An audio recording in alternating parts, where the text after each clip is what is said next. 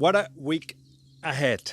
So I'm, as you can see, in Spain already, getting ready for the 2 European finals with 4 English teams. And we're going to deal on that, plus Barcelona, plus Sergio Ramos, and a few more things in our Football Index Top 5.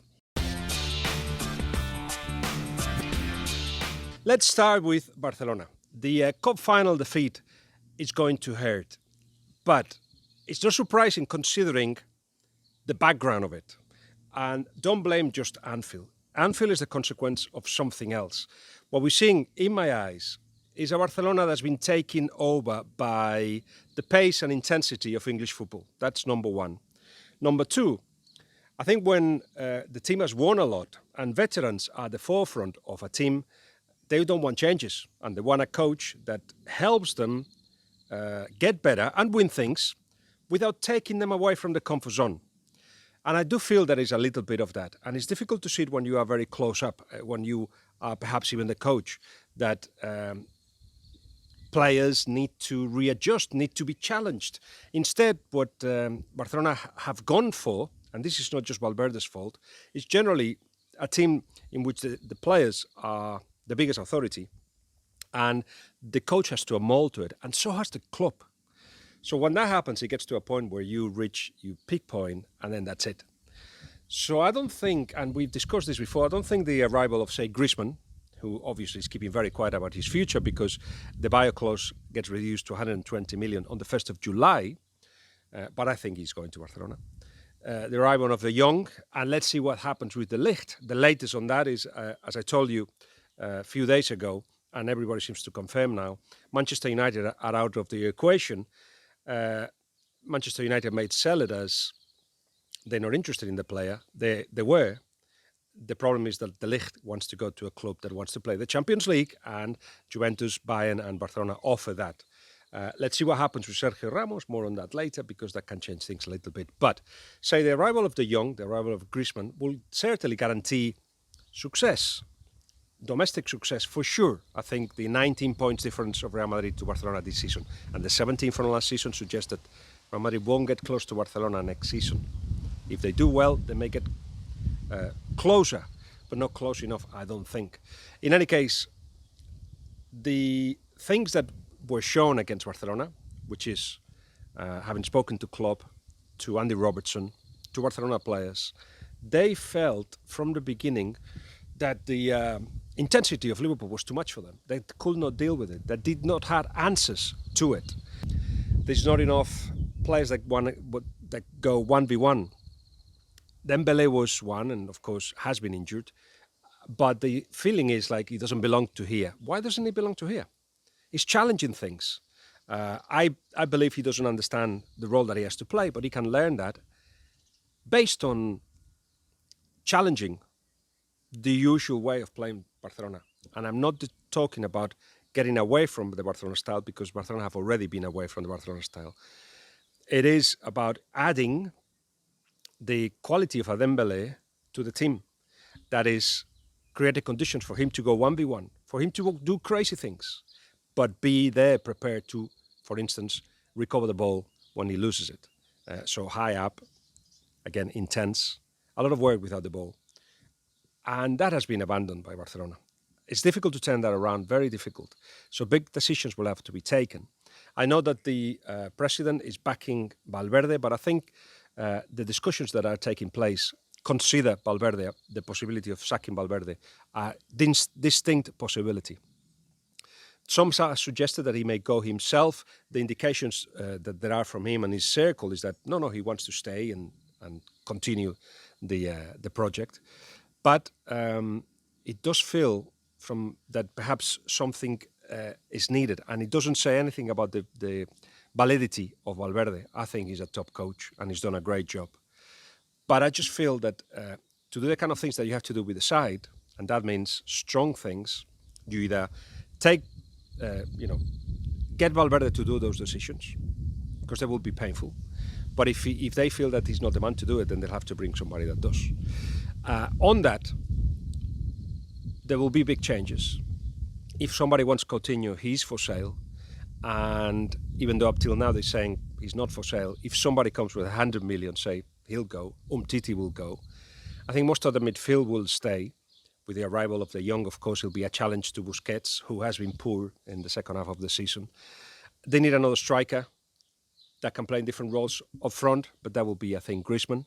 So with Griezmann, Luis Suarez, Malcolm, and Dembele, of course, and Messi, that's your front players. And if you think about it, there's enough dynamism there, youthfulness.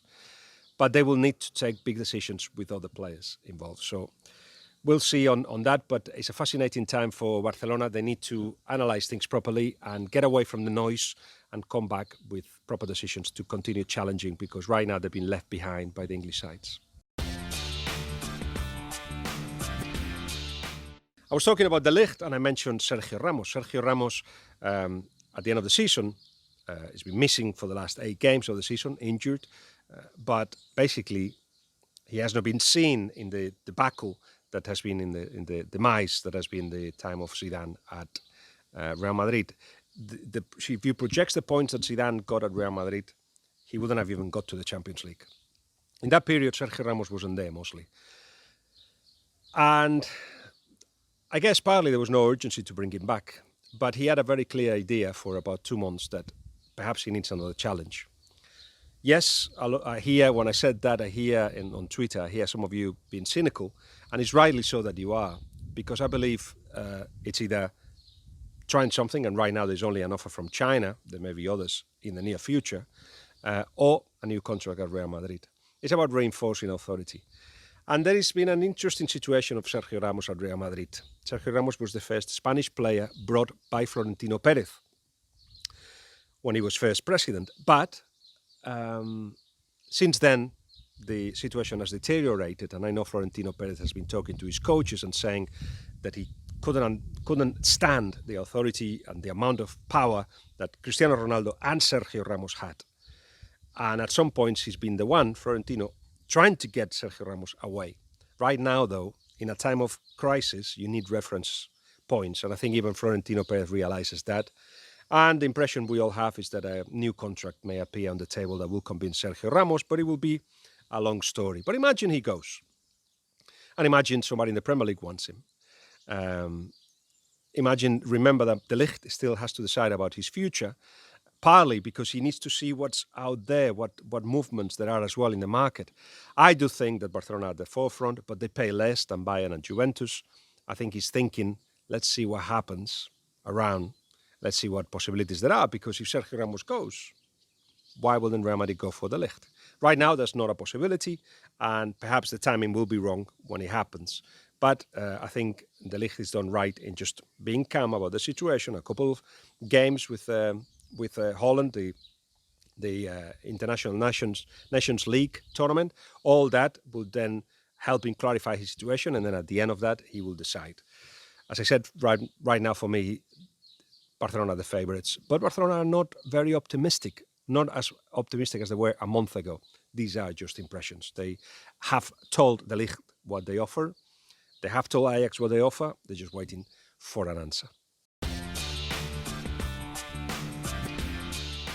So the Europa League final, 2 English sides with 2 foreign coaches. In the case of Unai Emery, I feel that he's been given quite a lot of respect. He's been judged already on this first season when everybody said it's a transitional period. He is part of a project. He feels he is part of a project, and he's been given the time to create his own team, molded on the ideas, of course, that there are within the club. So he is adapting, and he wants the team to adapt. I've said it many times, get different layers. Basically described by 2 players. Ozil will help against Chelsea when Chelsea defends very deeply, and they can do that, and they can do that very well. He will be key. And of course, when there is spaces, Aubameyang and his pace will make a difference. As everybody knows, Aubameyang and Lacazette score almost half of the goals that Arsenal have scored. But they beat Valencia so easily in different ways. It wasn't the same at home that it was away. So those kind of layers are still taking place for Arsenal. And it's pleasing to see, because they don't have the players for it. I think they still need a goalkeeper, they still need centre-backs, They still need at least left back, possibly, midfielders that are different, forwards that are different, winger perhaps, a lot of things. They won't go for everything. But I think the sales and the money available will mean that 3 or 4 big names, at least 2 or 3 that will go into the lineup, will arrive at Arsenal. But more on that after the final. In the case of Chelsea, a lot will depend on Hazard, and it's a contrast to what Sarri wants to do. He wants to be a collective team, and answers have to be collective. But the moments of Hazard is what takes Chelsea to the next level. There's no argument about that.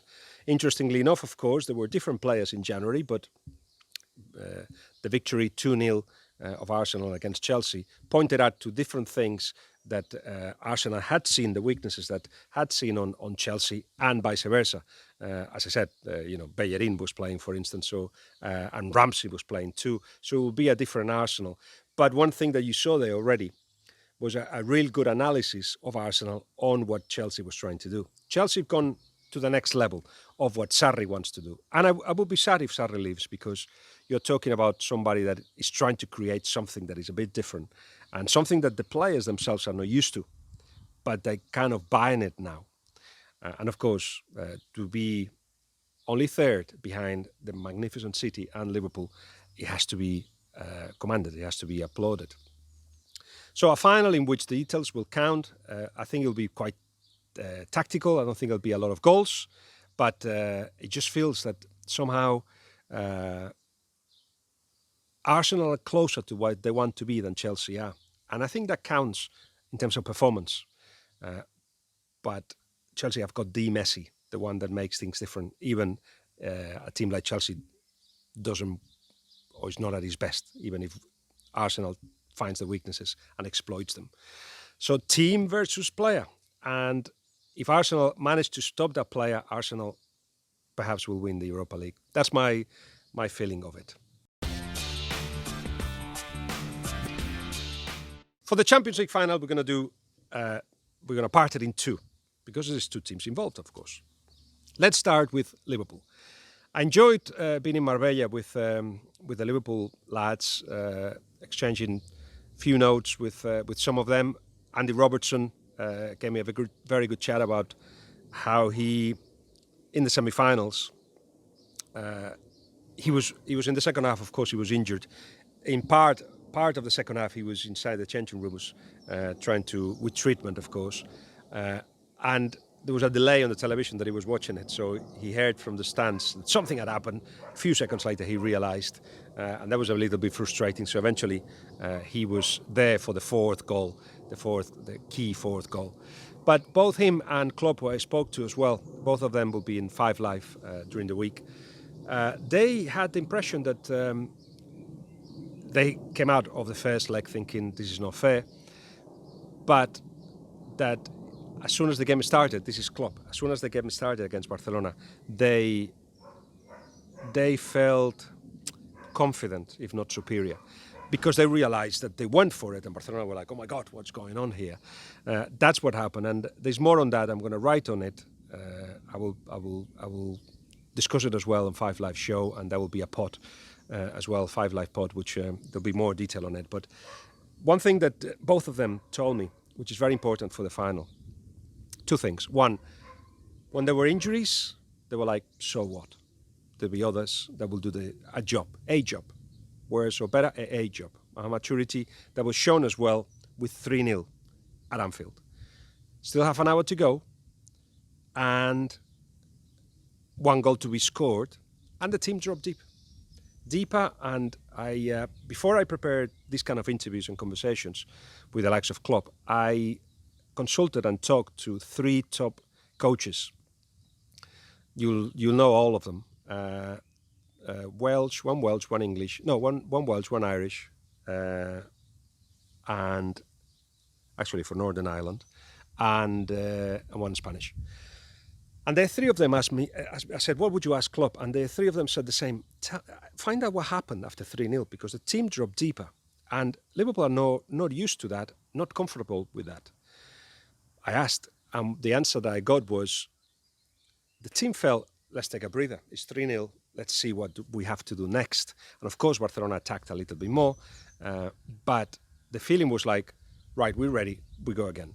And again, that's a sign of maturity. Coach doesn't have to say, now let's go 20 meters deeper and let's wait until we can attack. None of that. The team felt that maturity, no understand what every part of the game required. They still don't concede. Well, they didn't concede on that one, and they feel they know what each part of the game requires and apply the lessons that have been learned through coaching to that game. For instance, the fullbacks. I asked Robertson, how do you work with the other fullback who goes forward, etc.? And it's like, you sense it's the moment to do it and to stay there for the pressure or to attack or to help an overlap, and it's not like you're so intelligent that you wake up in the morning and you know the answers. It's all the coaching. So Liverpool is a very well-prepared team now. I've taken another level since they decided that counter-pressing hadn't to be done all the time. It has to be chosen when and where to save energies, but also because teams defend so deeply now that they have to find collective answers when they attack, more organized attack. That's been the work being put in for Klopp this season. So that's how they approach the game. And they go away to Marbella in the opposite to what Pochettino did, and we'll talk on that later, to recharge batteries, to get away from everybody, because everybody wants a piece of you and wants a ticket, and get away from everybody. Focus on the clear messages. That will be the most important part of the work, I think, of the next, of the 3 weeks break.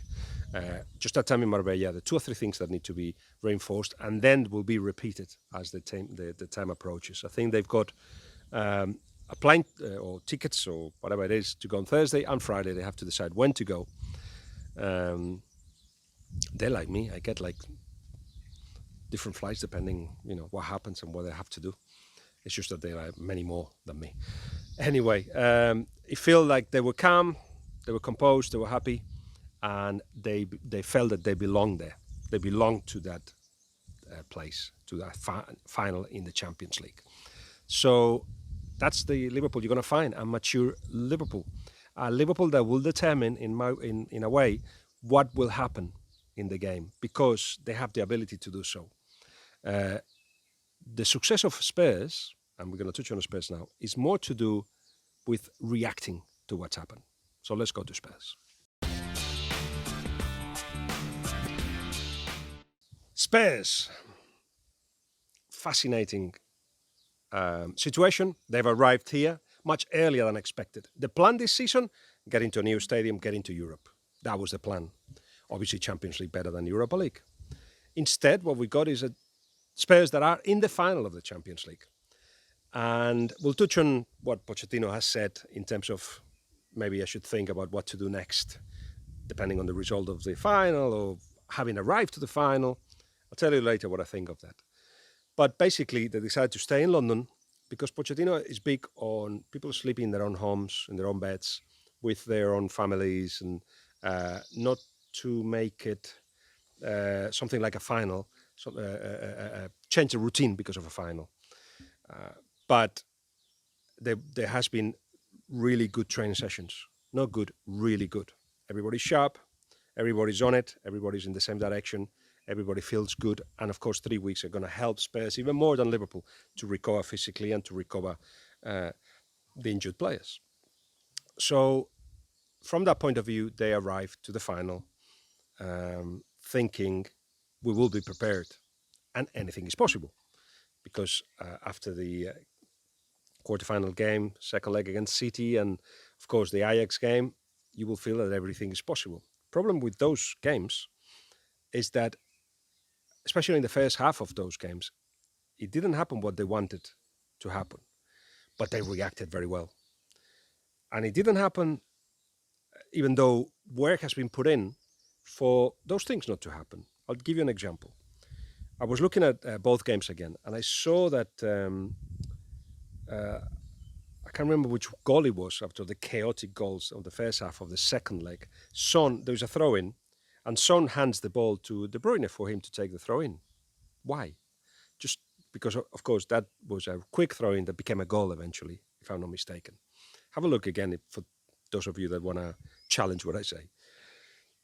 I'm thinking you've been told. I'm sure you've been told that City do the throw-ins very quickly. Why do you react like that? Well, they still make mistakes. When you talk about quality of players, it's not just what you can do with the ball. It's the intelligence, sharpness to take the right decisions all the time. That's what gives you the quality. Son is a super player, but of course can get better when he shakes off that kind of decisions. Is of course with Sissoko one of the men of the season for Spurs, but they had to react to that, and they have been able to react to that because they believe in the leader, because they've done it before, because they have enough answers, because they're a versatile team, because there are enough players that want it.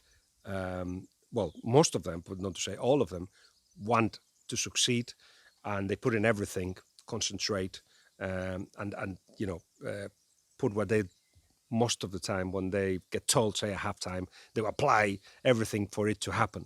And exactly that's what happened in, say, the second leg against Ajax with Fernando Llorente, who was fantastic. He was put next to Blind because physically he was a bit weaker. But the last goal, he was with De Ligt, and he was strong enough to hold him, but it was De Ligt leg that ended up with the ball to Dele Alli, and the rest is history. There are little stories from those semi-finals that will be out in those blogs and in those pods, which I'll keep for that. But I will link you to it once it's all out, so you can read it and you can listen to it. So these Spurs are physically well, mentally well. They realize that once they hear everything is possible, and that they have proven that they can beat anybody. Yes, they haven't beat Liverpool in the league 2-2 once, if I'm not mistaken. And I will try to see those games, see what happened. But I feel that there were moments where Spurs had possession, this is from memory, and could have done damage to Liverpool, but didn't have the venom necessary up front. Liverpool seemed a stronger side, and they're favourites. Pochettino has said it himself. But I won't predict anything because literally anything is possible. I think the game will be what Liverpool dictates, but I also think that Spurs can surprise you and create and score without even creating chances. Happened in the first two goals against City in the second leg. They hadn't created anything, but Song went like boom, boom. So with that, they've got the possibility with Harry Kane in the team. I think it will be then also that you have that possibility. So Liverpool favourite, but Spurs won't make it easy. And I cannot wait. There's a lot of content coming through the next few days because I spoke to Robertson, I spoke to Klopp, to Pochettino, I spoke to Rafael Honigstein as well. There's a few things there. I hope you enjoy it. I will be doing some YouTube lives and stuff from, especially from Madrid. And I hope to see you then. This was fun. Bye.